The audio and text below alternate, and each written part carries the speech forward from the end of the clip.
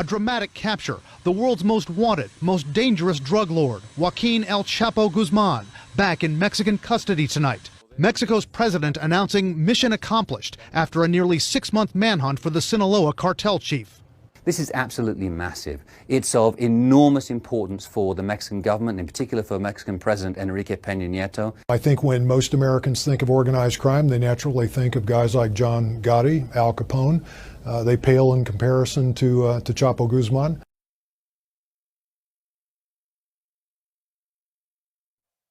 This is the moment Joaquin El Chapo Guzman makes the Mexican government look ridiculous. Pacing up and down in his cell, calmly, waiting. These are the last images of Guzman before he makes the most daring escape in recent history. At one point, he appears to bend forward, focusing on something in the floor of the shower. Then, he sits down, appearing to remove his sandals, and then he vanishes.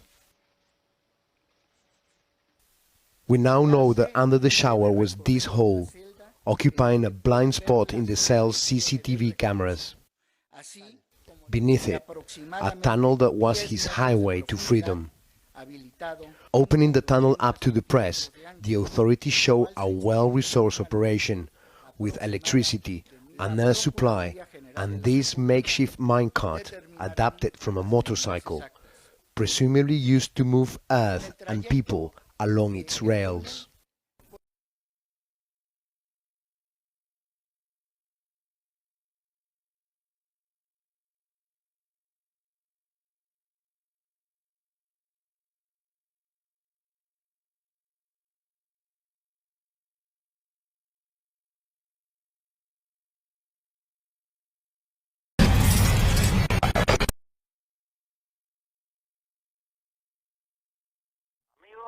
¿Qué dice, oye? ¿Cómo está? Bien, gusto saludarte. ¿Cómo está tu carnal? Todo bien, oye, aquí. Lástima que no me tocó verlo el otro día. Era mi hermano. Pero ahí estamos a la orden, ya sabes. Sí, oiga, todo bien, gusto saludarlo. Oiga, acá además lo estaba molestando para lo del otro día que recogí allá. Y le iba a decir, ahí tengo el cheque listo, no sé si... Le quería pedir un favor. Dime. ¿Usted cree que pues lo podemos arreglar? ¿Me puede rebajar unos 5 pesos de esos? ¿A cómo tratamos? Me lo está dando a 55. Ay, ¿a cómo lo van a pagar? Yo le decía que si me hace el favor se los pago 50, pero ahí tengo el cheque listo. ¿Ya tienes el dinero? Digo, si me los puede dejar, ¿verdad? La diferencia de 5 se los pago luego y si quiere mandarme más, pues unos... Bueno, ¿cuánto es lo que te entregaron? Me entregaron 20. ¿Cuánto? 20. Ah, bueno, entonces mañana recojo el dinero, ¿está bien? ¿Sí? Ok. ¿Está bien ese precio? Ok, le agradezco mucho. Es que también, allá el otro señor también me había dado algo que no salió bueno y los tengo que ahí emparejar. Oye, ¿tú no tienes manera de traer ese dinero hasta aquí? ¿Hasta aquí? Sí, ¿cómo no? ¿Me lo das aquí entonces? Sí, oiga. Si me da deme unos días y aquí se lo tengo. Es más, yo tenía un chequecito que ya venía y en cuanto me llegue, si quiere le adelanto algo. Cuando me llegue tenía como unos 400. Mira, espérame, ahorita voy a hablar con una persona, si hay quien recoge ese dinero allá, sí. Ahorita te hablo para atrás, espérame. Ok. Espérame.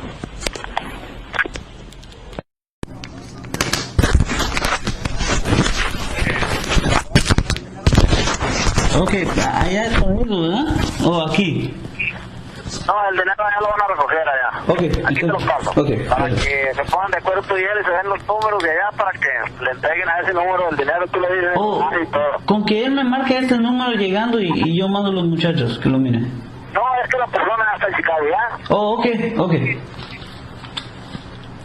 Entonces, ¿cómo le hacemos?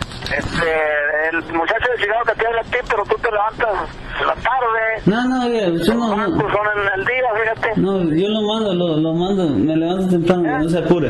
Yo me encargo de que lo reciba temprano. Por eso, pero él te va a marcar a ti y luego... No, ok, yo digo, me encargo yo de que yo le contesto la llamada temprano, usted dígame a qué hora. ¿Por qué no le das el número de la... ¿Mande? Mira, aquí te van a pagar mejor el número del muchacho que está en Chicago, aquí te lo van a pagar. Ok, Me dio gusto saludarte y saludame a tu hermano. ok, también aquí lo mando a saludar a mi hermano. Ok, gracias. Amigo, buenas noches. Buenas noches, ¿qué dice? ¿Cómo está? Bien, ¿cómo le va? Bien, bien. A ver, ¿me pasa el número? Sí, apúntelo. ¿Qué es? Sí, listo. 631. ¿631? 631, sí señor. Ok. 455. Sí. 88 28. Oiga, ¿esa alada no es de Chicago? No. Sí tiene el número bien porque hay una alada 630. Sí, pero esa persona allá tiene su sucursal. No Okay. se preocupe. ¿Por quién pregunto? Lázaro. Lázaro. Así ¿De es. parte de de Benjamín. Benjamín? Ok. Oiga, ¿se encuentra el señor ocupado? Sí, ahora, le quiero hacer una pregunta. Sí. ¿Usted tiene el numerito a dónde le van a entregar allá en Colombia? ¿Mande? No lo oí. ¿Usted solo va a entregar allá o usted va a recibir también allá en Colombia? No, yo solo voy a depositar el cheque, el de Chicago. Ah, bueno, ok, llame a esa persona, Lázaro, así se llama. Okay. Oiga, Dámelo, póngase de acuerdo con él está ahí en este momento, si quiere llámelo ahorita, rectifican sí, ahorita le marco, pregunto por él, me pongo de acuerdo por mañana y me encargo de depositarle el cheque. Perfecto. Ok, oiga, ¿se encuentra ocupado el señor? Permítame un segundito. Okay. Amigo. Ok, disculpa, nomás le iba a preguntar, nomás me quedan 3, como ¿cuándo cree que lo podemos recibir otra vez? Ah, cabrón, no, que tú nada más podías sacar poco. Es que, de veras, estos me salieron bien chingones, ¿para qué le miento? ¿Pues cuánto alcanzas a sacar tú en un mes? Si me quiere, pues ahorita si están así unos 40. Ah, qué bueno. Oye, no te ha mandado otra gente porque me dijo este muchacho que te iban a mandar. Sí, pero lo que ellos mandaron, oiga, de veras no estaba bueno, no es nada comparado como lo que usted tenía. Ah, bueno, yo te los mando entonces. Sí, pero no creo que tengan otros 7 ahí que me pueden dar. Yo te mando de esta semana a la otra. Ok, ahí me encargo mucho. Muchas gracias, Está bien. Y cualquier cosa que... Ok, saludos.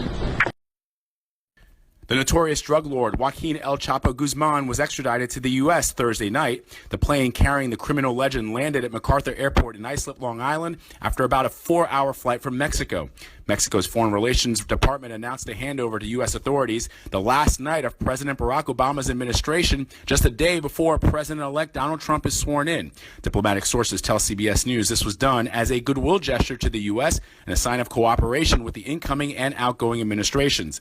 El Chapo twice escaped from high-security Mexican prisons and spent years on the run as the country's most wanted man before being captured in a sewer last January. The extradition comes as the Mexican foreign minister is expected in Washington next week for his first meeting with the Trump administration. New York is one of several U.S. jurisdictions where Guzman will face drug trafficking as well as other charges. The extradition ends a decades-long effort to successfully prosecute the head of one of the world's largest narcotics organizations. I don't think many people believe that we could capture him because here it is, this myth that he was almost untouchable. And we believe, though, and I say we because there was a team of people that absolutely believed that if we put everything together and we pursued him relentlessly, we would capture him. No. So the Sinaloa cartel still controls the vast majority of drug distribution, illicit drug distribution markets in the United States, but Cartel New Generation is equally, if not more powerful today than ever before. Judy El Chapo was convicted by a New York jury, but the work of authorities here in Chicago was central to the case. As the I-Team first reported more than a year ago, prosecutors had a star witness from Chicago in their arsenal. Hailing from Little Village, the Flores twins were precocious and prolific, learning the cocaine trade at age 7, and by 17 overseeing the Chicago franchise of Joaquin El Chapo Guzman's criminal operation. But a decade ago, the brothers flipped, their cooperation with the government helping take down one of history's most notorious criminals. Guzman's deadly drugs destroyed many American families for nothing more than greed and power. Today, El Chapo could only muster a blank stare, his wife in the Brooklyn courtroom as a jury returned guilty verdicts on all 10 federal counts. During the trial, prosecutors called more than 50 witnesses, among them Pedro Flores, one of the twins, who testified that he and his brother imported 38 tons of cocaine from El Chapo, sending $800 million in cash from Chicago to the Sinaloa cartel. Flores even wore a wire for the feds, recording conversations with cartel associates and even Guzman himself. This was an extraordinarily strong case in some of the strongest sorts of evidence you can find, like wiretaps and others. The defense argued unsuccessfully that Guzman was a scapegoat, set up to take the fall by cooperating witnesses, including the Flores twins. We fought like complete savages and left it all on the battlefield for Joaquin Guzman. The Flores twins pleaded guilty in their own Chicago case and are currently serving 14-year sentences. Once out of prison, they will likely spend the rest of their lives in witness protection.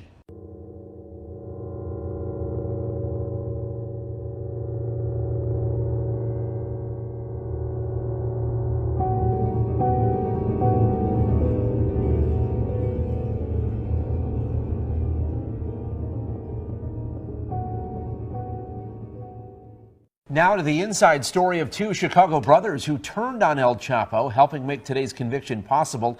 They did it on the watch of Jack Riley, who once headed the Drug Enforcement Administration right here in Chicago, and who once had a bounty on his head placed there by the drug lord himself. With the exception of Osama bin Laden, I think Chapo Guzman is the #1 bad guy of our generation. Jack Riley was raised in the south suburbs. Another great day for the good guys at Chicago. But caught the attention of Mexico's biggest drug lord more than a decade ago. Going after organized crime. Through his work with the Drug Enforcement Administration, it was on Riley's watch that federal agents arrested and flipped twin brothers from Chicago's Little Village neighborhood. Pedro and Margarito Flores were El Chapo's biggest distributors here in the Midwest. They used stash houses in the suburbs and modified vehicles to keep the pipeline of drugs flowing from Mexico to Chicago. In the pantheon of drug prosecutions in the history of the Northern District of Illinois, this case stands at the highest level.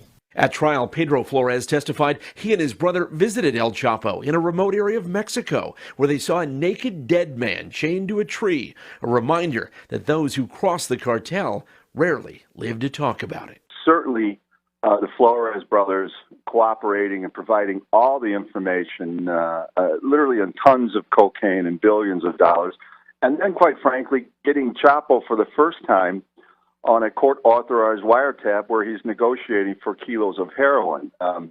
So I think it was the most crucial evidence of the trial. Under heavy security in 2015, a federal judge here in Chicago sentenced the Flores brothers to 14 years in prison. Back then, the U.S. attorney noted the risk their cooperation carries. There is never a day in their lives where they won't have to look over their shoulder. The judge said in court this morning, there's never a time that they'll turn the ignition switch on a car and not wonder to themselves, is it going to start or is it going to blow up? That's its own form of life sentence, and that's a part of the extraordinary nature of this case. Pedro Flores testified the cartel's warring factions in 2008, along with his wife's pregnancy, were what caused him to reach out to the DEA and decide to cooperate against Mexico's most infamous drug lord.